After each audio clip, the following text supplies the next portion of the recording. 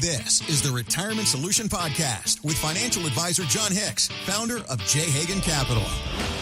We're getting into the pollen season of things. Of course, that does bring on pressure washing, which is very satisfying if you ask me. I personally don't mind spring cleaning. Getting the stuff out of the house feels good to me. Do you guys have any spring cleaning rituals? I mean, there ends up being a forced spring cleaning whenever I'm like moving a lot of my winter weight clothes to another closet, in the basement, and then bringing all my summer stuff back up. Because then you realize, this stuff was washed before we put it away, but it doesn't smell super fresh. What's so up let's with that? throw all this stuff through the washer again. So then it's like, okay, now all your drawers end up cleaning out.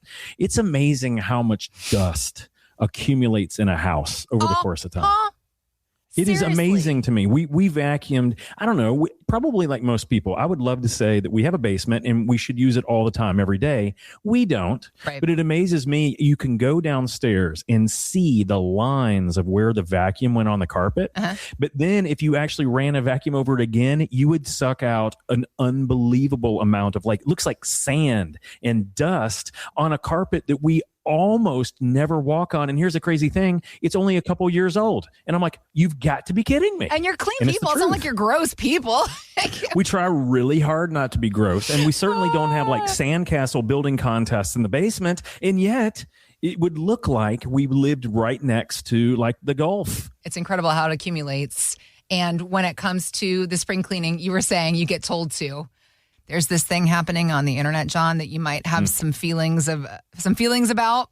Mm-hmm. This trend on Instagram where women are posting videos correcting their husband's daily habits, or I guess maybe lack thereof habits. That sounds like a great way to keep a real awesome marriage going, right? Right. So comedian Patton Oswalt was talking about how his wife even uses it to win arguments just minutes after they happen. This is Patton Oswalt. We will have, and it's a petty argument, we'll be in the kitchen. Sweetie, please don't put the sponge in the sink. It picks up bacteria and germs. And I'll say, well, when I use the sponge, I put hot water and soap on it. It kills any germs. I wouldn't worry about that. And then she won't say anything. And then 20 minutes later, there is a video in my Instagram inbox, an Instagram video, some frantic hippie. Here's the 8 reasons why you can't leave a sponge in the sink. These germs will kill your whole family. And then she'll put a little emoji of that little, The little thinker face emoji. Sponges are gross, though. Of course they are. They don't look like it. That's the whole thing. They don't look like it. But they are. It's the truth. And washcloths. I recently learned if you use a washcloth to wash your face, you're supposed to wash that washcloth every single day. Don't hang it up in the shower and then use it the next day. It's a harbor for bacteria or something. Same thing goes with the sponges. Sure. I don't know, man. I'm trying every day. Just trying to keep on keeping on. It's not unlike how we are with our savings, right? We're trying to do well by ourselves, for our futures, for our families. And when it comes to our retirement plans, the same little things that can happen and build up and then create a big bacteria fest of situations. It's kind of like tax problems down the road, because there's a lot of little things we're doing or maybe not doing now, paying attention to or not paying attention to now, that can create big tax hits down the road. And that's what I wanted to talk to you about, the idea of this sponge of problems that could be existing that we could perhaps deflect. Of course. I mean, if you think about it, a sponge that's dirty, it doesn't look that way, right? And that's kind of the whole issue. So, and I can actually think about this in terms of retirement. When you look at most people, they walk into retirement thinking that their taxes are going to go down after they retire. Why? Well, because they're not going to have active income. They're not going to be working as much. And because of that, they won't have as much tax due. But unfortunately, they are absolutely amazed and shocked to find out that their actual tax bill goes up in retirement. Now, there's 3 big overlooked culprits that hit almost everyone if they don't plan for it right. Number 1 is required minimum distributions. This is when we get to 73 years old now, and the government says, hey, I don't care if you don't need that money. You're going to take it out, and we're going to tax you on it no matter what. RMDs are number 1. The second one is the income-based taxation that we get on Social Security. So when we get our Social Security, if we've done a great job saving and we do have a bigger income, up to 85% of our Social Security gets taxed. People don't necessarily pay attention to that, but it happens. And the last one is Medicare premium surcharges. When these 3 things individually, they're really kind of manageable. They're easy to handle. The problem is they are designed I'm not going to say that it's deceptive in how it's done, but it is designed for them to stack on top of each other. So if you weren't warned on this and you don't have a game plan for this, unfortunately, it's going to hit you all at once like a huge tsunami wave that you weren't expecting at all. Now, the good news is if you plan for this, you can have total control over your taxes in retirement. Basically, you can control your taxes in retirement better than at any other point in your life, but you have to plan. Right. So when we kind of think about that, most people they leave the sponge there because it doesn't look like it's a problem. And then they find out, oh my gosh, I'm spreading disease and nasty all over the place. Kind of like, hey, I just don't need to do all that stuff. Well, I'm going to have lower income. I'm not going to bother with it. And unfortunately, by the time you pay attention, all of those stacking extra taxes we just talked about, they can hit you. So here's kind of how I relate to this. Have you ever heard the example of how to boil a frog, how to cook a frog? If you start off with a kettle of water, water that's boiling, and you throw the frog in, it'll jump out immediately. It can sense, oh my gosh, that is too hot, and it will literally use all of its last energy to jump out and hopefully not cook. Okay. Now, how do you cook the frog? Well, you put it into room temperature water first, and you slowly turn it up. And when you do that, you can actually cook the frog because it doesn't realize until it's too late how hot it's getting. That is exactly how the tax code works. It lulls you into a false sense of, hey, you don't have to do anything. You might even have lower taxes in retirement. There's nothing to see here. You just move right along. In the game of Monopoly, you'd collect your $200 and just move on around the board. That's the way they want you to think. Is that how they talk too? That's exactly how they talk. At least they do in Kentucky and Texas. They talk about like this. Hey, listen, we got a whole bunch of frogs out there. We need to boil these suckers up or we ain't going to get no frog legs here for us here at the government. So we need to crank up that temperature just a little bit slower. And if we do it, hookah, hookah, hookah, frog legs for dinner, right? Gosh. And that's the whole point. But when you think about it, and this happens all the time, so someone does not pay attention. They've been putting their money away. They've been working their butt off. They've been saving for retirement. They've got $800,000, $1 million, $2.9 million, $4 million, and they've deferred taxes on all this. And as that temperature has been getting to that point, and all of a sudden, boom, they find out that they're going to have to pull out $173,000 in required minimum distributions. And some people out there are going, well, John, why do you make that sound terrible? They get to pull $173,000 and spend it any way they want. Yeah. That part sounds good. Yeah. The alternative side to that is they got to pay taxes on that $173,000, and they might actually be in a higher tax bracket than when they actually saved the money in the first place. So that is one of the things. I am fearful that so many people out there, and how do I know this? Because I see you. Every week you come in to see us, and I unfortunately see, man, you got all these dollars in these tax-deferred accounts. Great job. You killed it. You saved. You crushed it. You got all this money. And unfortunately, that water's gotten a little hot, and we're starting to get a little tired. And now, oh my goodness, can we even jump out? That's why we need a game plan. So that's number one. Okay. Now, the biggest issue that I see and why it affects us so much is because it is that stacking component. It is that issue. So what most people are just not familiar with is that your Social Security is taxed depending on how much other income you have in retirement. So all of a sudden, if you want to have a good income in retirement, $70,000, $80,000, $120,000, $20,000 a month, which is about $240,000 a year, chances are your Social Security is going to have taxes on 85% of it. Now, here's the point. When you have your RMD and 85% of your Social Security is taxed, it actually can cause you to have a Medicare IRMA surcharge. Now, we have seen this, Heather, be as much as $500 per person per year. We're talking $6,000 per person of extra IRMA surcharges. This is that Medicare extra premium, which over a couple, that adds up to $12,000 a year, simply because they didn't go through the plan. But again, the water's just been getting gradually warmer. They didn't pay attention. So the point is, when we're doing these things, if you are within 3 to 5 years of retirement, or you just retired, this is your best opportunity to put some things in place to reduce your future tax bill and know for a fact what you're going to pay in taxes. At no other point in your life have you potentially had the opportunity to do this, which creates an unbelievable window of opportunity. If people don't miss it, then you can jump out of that pot of boiling water before the government has you where it wants and you become frog stew. But if you don't pay attention and you stay in that water too long, unfortunately, frog legs for you, buddy. Well, let me remind you real quick, retirementsolutionshow.com is where to go to begin the conversation with Jon and his team. We also have links posted in the show notes.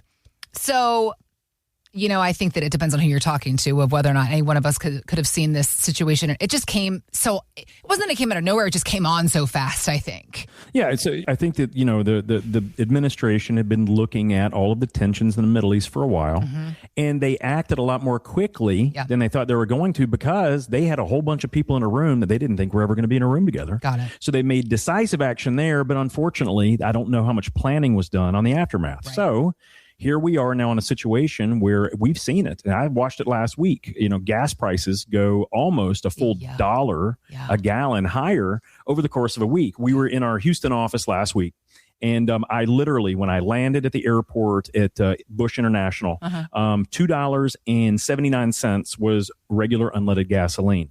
By the time I left Monday of the following of this week, by the time I left, it was $3.54. Yep. Okay. Yep. Now this is Houston.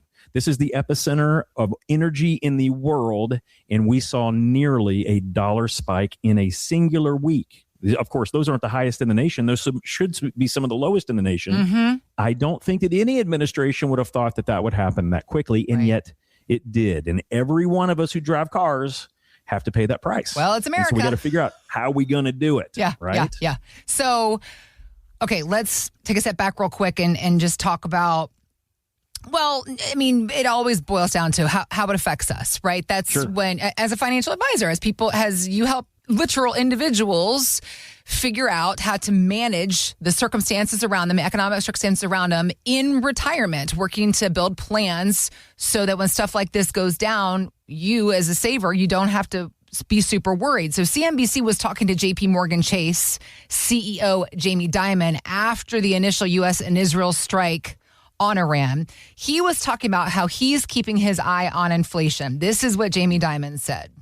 I think there's some risk of more inflation than people think, and that could be like a skunk in a party if that ever happens. Hopefully it doesn't happen, and no one actually knows. But this right now will increase gas prices a little bit. And again, if it's not prolonged, there's not going to be a major inflationary hit. Again, if it went on for a long time, that would be different.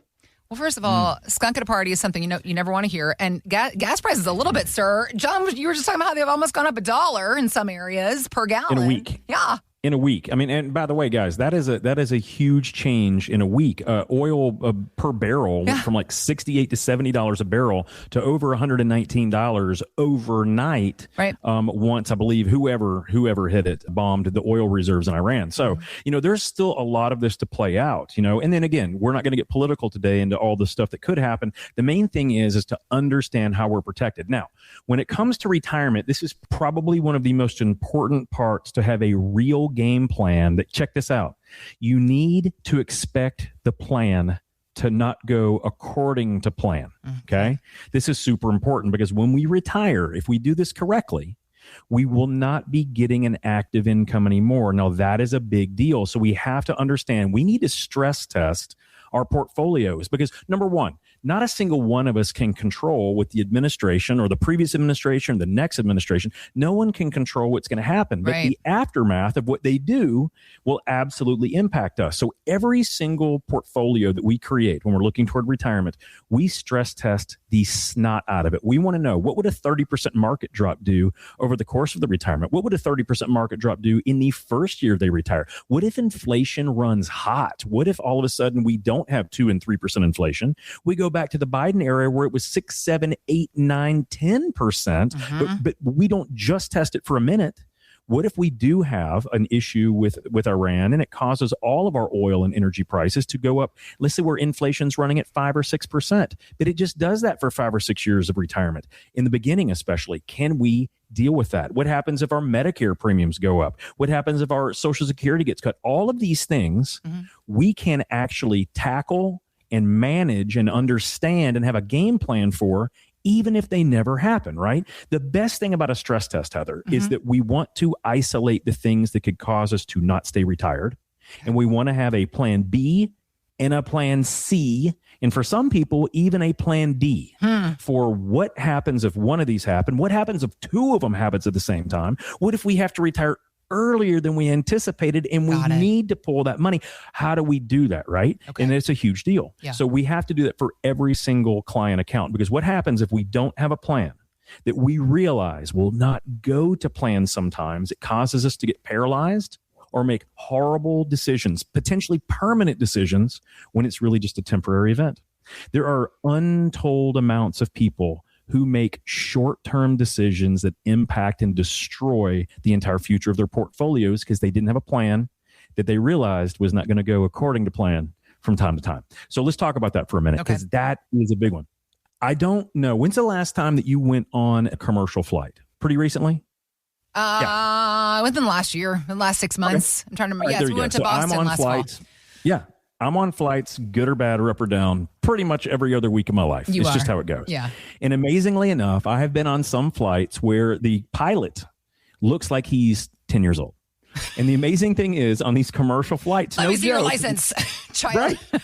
No matter what I feel about that on these major commercial flights, we're talking, American, Delta, Southwest, take your pick, United. These guys, whether they've been in the air for thousands of hours or not, at a minimum, they have been on flight simulators, and many of them have to be on flight simulators for hundreds and hundreds of hours. And here's the reason why. What can you learn from a flight simulator, John, that you can't learn by flying? Well, here's what you can't learn unless you go through this. And this is a stress test. Okay. They make certain what happens if one of your engines goes out and you're mid over the Atlantic Ocean. No joke. They have what happens if on takeoff you have a bird strike. And so you have half of a flock of Canadian geese that go into one of the engines, not to give that much poignant alliteration, but the point is that can destroy that whole flight. And is it going to make it? And it makes certain, what if you have a hydraulic failure midstream, or what if your landing gear doesn't come down? These are situations that almost never happen.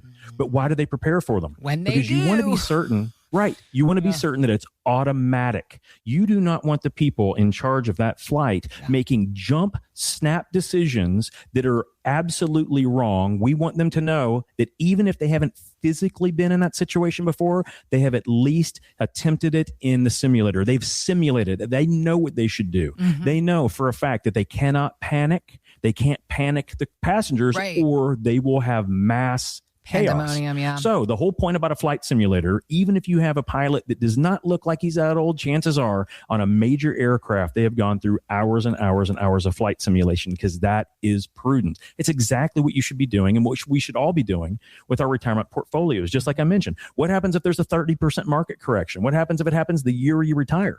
Because I know on the show we've talked about it. Fidelity does the study. If you have a huge loss in your portfolio within the first 3 years of retirement, your chances of running out of money increase 600%, 6 times more likely to run out of money if you just have a downturn in the very beginning of retirement. Now, who can control that? Right. I can't. Right. I don't know anyone that can. Right. Even Trump cannot control that for the long term. Yep. He might be able to make a tweet to correct something for 10 seconds, but it doesn't last forever. So flight simulation is what you should be thinking of. You never want to get on an aircraft that the guy has not at least understood, especially if you're going over the ocean, that he has not at least had a situation. What happens if an engine goes out and you're halfway over the Atlantic, right? So big important thing about flight simulation. And here is a huge reason why. Okay. And this is what Jamie Dimon was talking about. Sometimes there's just noise out there, and sometimes there's signals. Okay. What Jamie Dimon is talking about is not the noise. We've been hearing noise ever since Trump was elected. We've heard noise since in the Trump 1.0. Inception of the 24-hour news cycle, we've been hearing noise. This goes way back. Decades. That's just how it goes. Yeah. But the question is that deciphering through that noise, you sometimes get some signals. Now, what I'm hearing, and this is one of the biggest fights that Trump had with Jay Powell, the Federal Reserve chief. Powell kept saying, hey, listen, I don't want to reduce interest rates too quickly, because I'm fearful that inflation could come back and really unravel what we've been trying to do. And Trump's like, I don't care. I don't care. Make rates go down. Make it happen tomorrow. You're out of here, buddy. And now we're going to have a new Fed chief. Now, it doesn't matter about if that's a positive or a negative thing. All that matters is that conflict is now maybe a signal. It doesn't matter what Trump wants if all of a sudden we have increased oil costs, which is increased energy costs. And by the way, guys, think about it.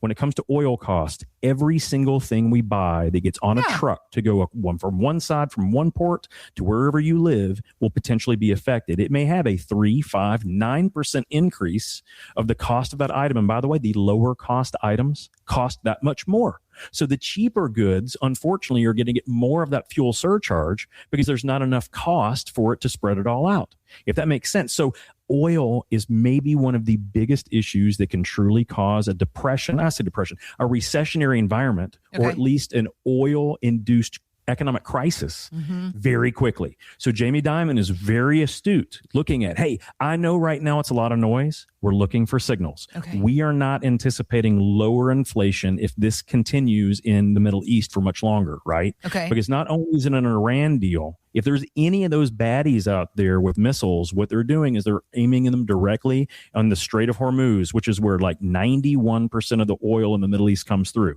It has to go through there. If Iran only does one thing and stops those cargo tankers from going through there in fear that they'll be blown up, all of a sudden we don't get that oil supply and we need it. The world needs it, right? So they've been pushing for oil independency in this country. Well, it comes with different administrations and there are different desires and needs, but Jamie Dimon's exactly right. So the question is, and what we need to understand is, when we're looking at what we can do for our own retirement portfolios, how much of it is noise and how much of it are truly signals? If you have not done a proper stress test, get that done. If your advisor doesn't offer that, call my staff. But you want to find out, especially if you're in that retirement zone, you're about to retire, you're thinking about it, or you just retired, if this little skirmish, as we're calling it at the moment, becomes a prolonged Middle Eastern affair, this could truly wreak havoc on the American markets. I'm not expecting that, but this is where we want to make sure the signal gets right. A good stress test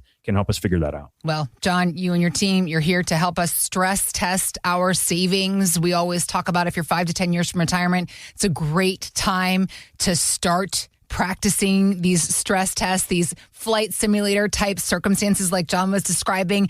You've made it this far, decades earning and saving. You've got your nest egg. You don't want to see some sort of economic crisis come along and throw you off course just a few years before retirement. Jon doesn't want that for you either. That's why he and his team, they're here to help with a stress test on your savings. You can connect with us. Visit us at retirementsolutionshow.com to begin the conversation with Jon and his team. We also have links posted in the show notes because, ladies and gentlemen, 30 years in retirement, it's going to be something, one thing or another. But you can plan for the unexpected, and Jon and his team ready to help you with that, a stress test and building out a plan customized to you. So, again, begin the conversation, retirementsolutionshow.com. So, Jon, we talk all the time about folks that come into your office. They've got $1 million saved. They've got $5 million saved. Some people are selling a small business, and they're like, Jon, my business is being valued for $15, $20 million. But when we think about billionaires, it's like a whole different realm. And I think a lot of us have assumptions about how billionaires function. Well, these people, they've got a team of people, and they probably don't ever have to think about anything when it comes to their finances. They get advised, and they just go with the flow. Well, there is somebody wanting to set the record straight. One of the world's perhaps most famous billionaires is painting a different picture for our perspective. This is Oprah Winfrey. My thing is sign every check. I still do. And also show up for all the financial meetings, whether you know what they're talking about or not. Yeah. I still see all the invoices. It makes me ill to have found mistakes. But I think if you don't, then you're just sort of floating and you don't have any idea of how things operate, how things really run, what things really cost, what it costs to be you. Because there's a price to be you. And nobody else knows what that is. And the person who really should know is the person who's in charge. Here comes Oprah with a little conviction, everybody. Well, look at that. That's some and tough you love get a right car, there. and you get a car, and you get a... Actually, that's better than a car. That's actually sage advice. That may be the greatest thing I've ever heard her say, to be perfectly honest. What she's saying is, and regardless if you're a billionaire, right? The way that most people become billionaires, they take an unbelievable amount of risk, and they're very opportunistic, and they basically fail themselves into success over periods of time. They just never, when they get punched, they just never stay down. They always get up. Now, once they've become a billionaire, now you understand what Oprah just said. She goes, I look at everything. Because the only way to hold on to those billions is very different than being a risk taker to grow it all. When you finally have the billions, billions, or in our case, millions or hundreds of thousands. The only way to keep it is by not losing it. Right. And so that's why she's saying, even if you don't understand what all these geniuses in finance are talking about, go to the meeting. You still need to go. You need to be an active participant in your own life. That is genius. And by the way, it's exactly how it goes. When someone says, hey, John, I've made it. It's like, sweet. How did you get there? Man, I ran my small business. I bought that strip mall. I blood, sweat, and tears and put money away. They did the hard part. They took the risk. And now, in order to maintain it, we need to pull some of the risk off the table, learn exactly how we protect it, how to keep all of the tax money, or at least as much as we can, in your pocket, not the government's, and make certain that you can use that asset in the course of retirement, but then pass it on correctly, right? So all of those things require serious things, and we have to know our real numbers. Okay. So I think one of the things that Oprah just said there, and I thought it was really good, no one knows what it costs to be you but you. I think that's really poignant. It is. Right? It is. And I also find out when people come in, they don't necessarily know how much it costs to be them. That's right. And it's not their fault. It's not their fault. It's just not the way that we've been taught to think. Right. You know, it's kind of like we have these arbitrary rules. And by the way, I don't subscribe to any of these. As a rule of thumb, I think that they're oversimplified, which can be very dangerous. But when you think about, there's essentially two rules of thumb that I hear most advisors out there citing. Hey, you need about 70 to 80% of whatever you made when you were working for you to retire. Guys, that is dangerously oversimplified. And we're going to talk about exactly why here in just one second. And the other thing I hear is, well, you can take about 4% a year from that portfolio, that 4% rule, and you'll probably be fine. Oof. There's a 31% chance you will run out of money by following the 4% rule. So let's break those two things down, because those are big ones. Okay. Now, when it comes to a budget, and again, it's no one's fault that comes in and sees me. I think a lot of people are like, well, John, I know that.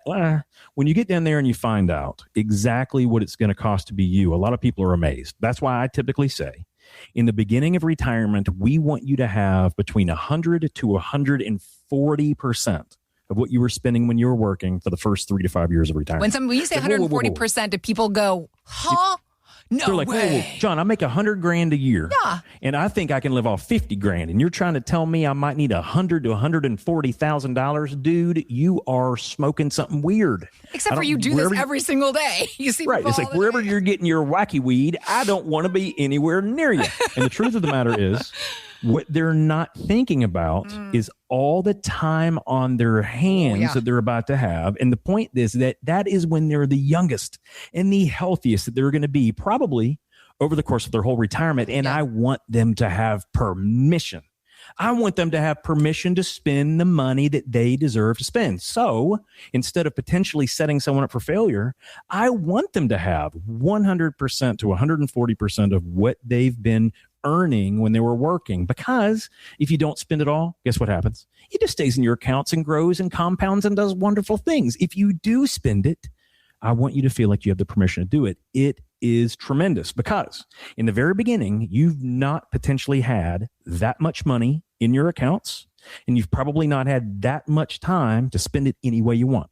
So without the right game plan, it is very easy, especially when you think, well, I'm just going to spend $60,000 or $70,000. But then all of a sudden you realize, because you're in that house 24 hours a day, 7 days a week now, man, this kitchen is a pile of malarkey. I can't cook in here. This is why we go out to eat too much, but I can't afford to go out to eat every night because I'm not working in the same way, right? So this is how it happens. This is how I hear it. This is what everyone tells me. Or I love our kitchen now, John, but that front screen porch, where we would love to make that nicer so that when we make our meals, because we're not eating out as much, we can go out there on that screen porch and enjoy it. But right now, no screen, no good flooring, too many bugs, no fan out there. And how much does it cost to do all that? Probably only about $8 or $9 grand. No. 20 or 40, right? 20 to 40,000 is what it costs, but they don't know that because they haven't done it yet. And since they're there in their home, they're looking at it. That's when they realize, oh, this is going to have to happen. But they don't have a working wage. So believe me, it happens. It happens to the best of us. It happens to the best planners of us. And if we're not prepared for that, it can blow us up. Got it. So one of the things that we have to understand is those rules of thumb are terrible. I want the first 3 to 5 years. And for some people that have done a really good job saving, I may want them to even increase that. Okay. I want them to have permission to spoil their grandkids. I want them to have permission to do a 2-week vacation instead of 1. I want them to, I'm not saying fly first class, but maybe they fly. I want to fly first class. I'm a 2-week vacation. I'm going to own it. I work hard. Who wouldn't want that? But some people are like, no, John, I don't need to get all, highfalutin. Yeah. You don't have to stay at the Ritz-Carlton and fly first class, but at least take a flight instead of driving and whatever. No, some people are like, well, but John, I might want an RV. Good. Great. Look at your numbers. Talk to your advisor. Find out if you can get that. I'd rather you do it early in retirement so you can find out how much you love it. Because if we take a hit on that because you spent too much, didn't use it the way you wanted to, then I want you to have time to sell that sucker and have time to recuperate on the back end. So super important. Now, let me tell you why I'm getting into all this. Okay. Because I have a great client, and I've had this great client for a long period of time. She is unbelievably smart. She is an engineer by trade. Yeah. She has every spreadsheet, everything under the sun. She was methodical. Yeah. She was methodical about what she thought exactly her plan would look like. Single lady, so she was very serious. She did not need someone else. She didn't even need me in the beginning. I got it. I was listening to everything she said, looking at her spreadsheets, and all I said was, I know that you're calculating that you're only going to spend 68% of what you're currently making. I really want you to boost that up to at least 100%. Okay. I'd like you to go over. She said, well, John, my budget doesn't work that way, so I don't want to do that. Okay. Amazingly, and this is what made her a client, amazingly, we were going through this. We found out that there was about $500, somehow $500 a month that she was having costs on that she didn't anticipate. Mm-hmm. So $500 a month, that's easy to forget, right? It's like, oh, I just forgot to put in groceries, or I forgot to put in car insurance, or that's right, there's an assessment on that lake house. I forgot to think about inflation. Whatever it is, $500 a month seems fairly trivial. Mm-hmm. That's $6,000 a year. Ladies and gentlemen, over the course of retirement, without inflation, that's $180,000 that unfortunately my client would not have prepared for. But that's without inflation. If you look at inflation, that was going to be over $300,000. Really? That she would potentially not have in her accounts the way that she was doing the math. Wow. Simply because of an error of accounting, or she just didn't think about those costs. It's kind of like when you go into your credit card statement and you see those subscription costs. Yes. You're like, well, I know I pay for Netflix, but I forgot that I signed up for Stars because I wanted to see Outlander. I forgot that I subscribed to Paramount because I wanted to see the basketball games. I forgot that I did this. And when you calculate them up, it's like $90 a month or $140 a month or whatever it is. Yeah, so frustrating. And it happens to every one of us. And so my whole point to all of this is when you do those overly simplified situations where you're looking at just 70 to 80% or 4% a year, they cause people to fail. Most retirements need to be dynamic, not static. And I really want people to understand in the first 5 to 7 years, again, you are as young and you are as healthy as you're probably going to be. Yep. I want you to use those to your advantage. Then there will be a whole bunch of years, and they call those the go-go years. Then there's going to be the slower go years. We're like, man, we've seen the world, or we've traveled the United States, and we don't want an RV anymore. We're going to sell this, and we don't need all that. And there's many years when we don't spend as much, right? Mm-hmm. And then all of a sudden, when we get to a certain age, 75, 6, 7, 8, 9, maybe in our 80s, we start having more health concerns. Mm-hmm. Those things cost a lot more money out of pocket. And so we start seeing spending going up. So this is why using an average cost in retirement of your expenses can absolutely blow you up. Average costs are liars, and they will burn your portfolio. They will potentially burn your retirement, because you may actually be spending 140% of what you actually made in the first 3 to 5 years of retirement. And you may be spending the same 140% in the tail end of retirement for healthcare costs that you weren't thinking. Okay. All those middle years, unfortunately, you may have been running out of money slowly because you didn't anticipate those first 5 years depleting your portfolio with stress. That's why it's so important to get this right. This is what a solid fiduciary who understands the tax aspects, but more than anything, the income distribution portion of your retirement. It is the most crucial thing we can do. If I can do anything today, I say, please do not use oversimplified advice on how you pull money out. That will cause even the greatest savers to go broke. Because again, just a second ago, $500 a month over the course of retirement is over $300,000 if you don't get it right. Yeah. Think about that. If you do not understand what those costs are going to be, call our firm. Let us help you figure that out. And you are that much closer to getting the plan that's right for you. Has everybody adjusted to the time change yet? Because I swear it takes me a whole month before I feel back on my feet again. You know, it's weird for the first time in a long time, only because I'm so tired of the winter weather. Right. I was prepared for this. I was like, hey, I know we're losing an hour tomorrow. I'm just going to go to bed an hour earlier. Good for you. Historically, I haven't done that. But I did that this past week, and it was awesome. I got some of the best, and I have one of these rings that measures my sleep and stuff. Yeah. It's like clinical grade. It's unreal. And it basically said I had about a 45-minute like sleep deficit, which means that my body probably needed a little bit more sleep than I was giving it. I not only crushed that, all of a sudden I feel better than I have felt in as long as I can remember. And that is almost a never. So this year, finally, I can pat myself on the back, Heather. You're doing it. The time change to my advantage. Your advantage. This is a big moment. I'm impressed. Yes. You're like the one person I know that has taken it. I'm the only person I've talked to. Everyone's like, you just quit that nonsense. You're just out there, you're just talking to me, you big show off. You big show off. How dare you feel great? How dare you feel great? I feel miserable. It's okay. The pollen's coming for you. So I know it's going to get me. Something else is going to get me. If that didn't wreck me, something else will. Something's always going to get us. Something always going to get us. Always. Okay. Well, I'm glad to know that you're getting your sleep in and taking the advice, the medical advice that we're always given, right? Get more sleep. It's like, we know it. We hear it all the time. You know what you should do? You should get more sleep. Great idea. If only we would get off of our phones and go to bed at a reasonable hour. I'm staring at myself in the mirror while I say this. Please, you listening to us on the radio, I'm not accusing anybody except for myself. Sure.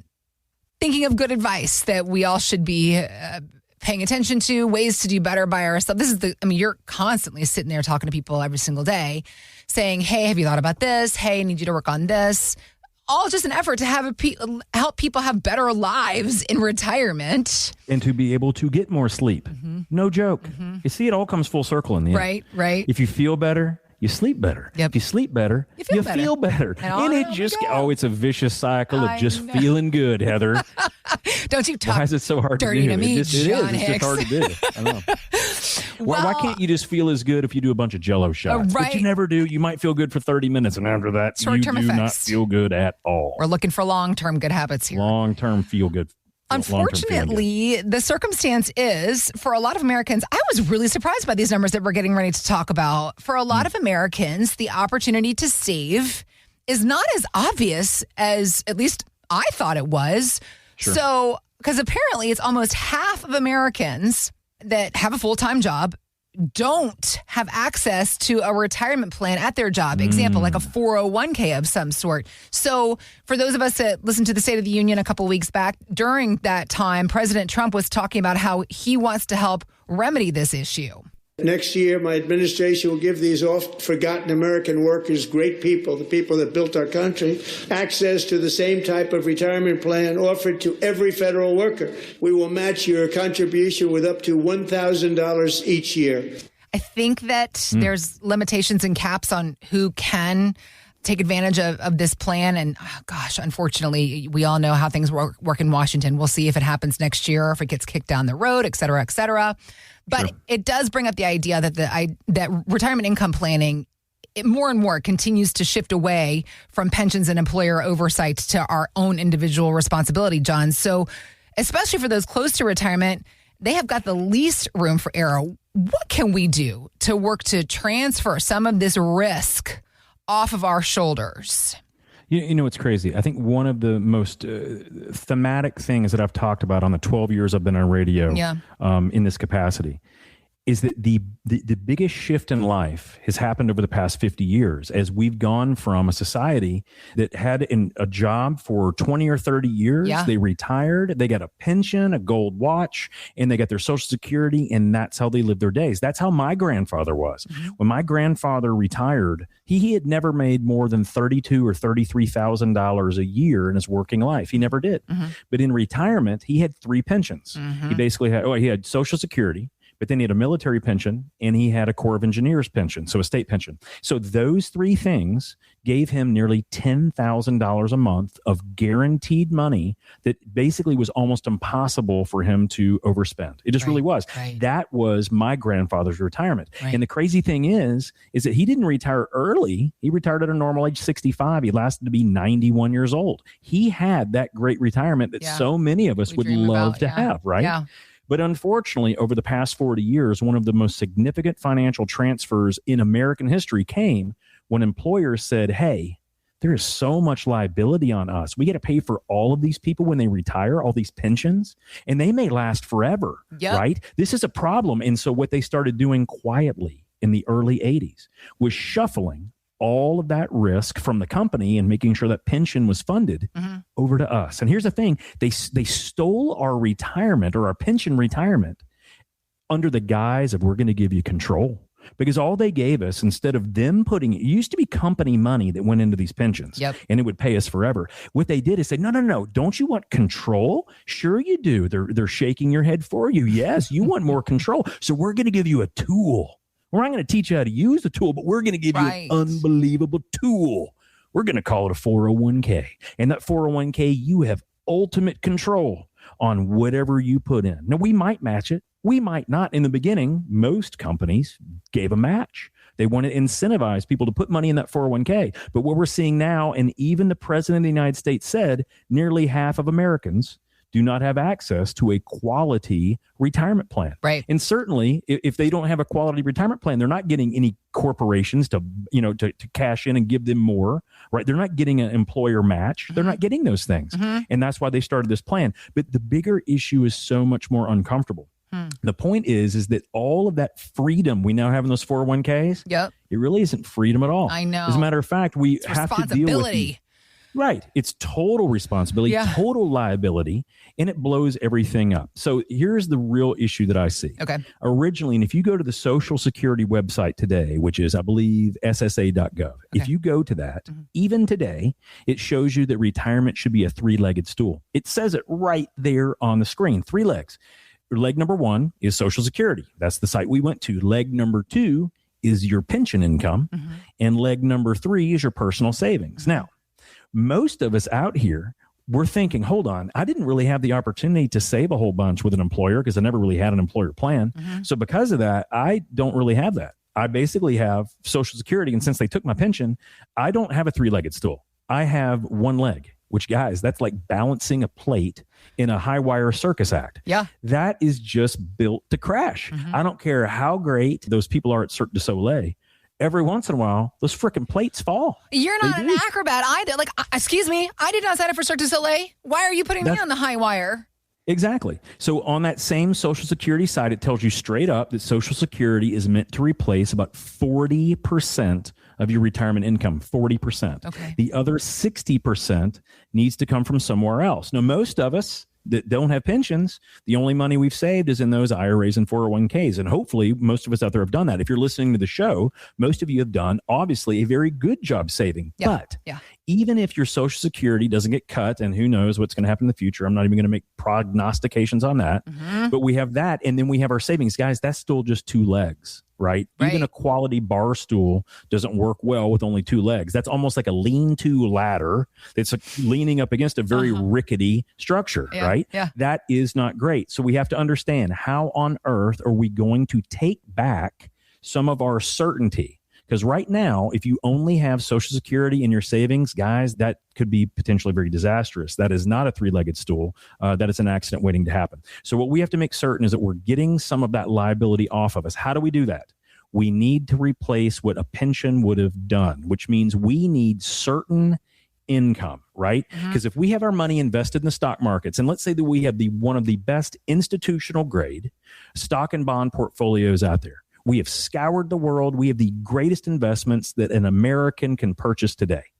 In 2022, every one of those well-defined portfolios lost money.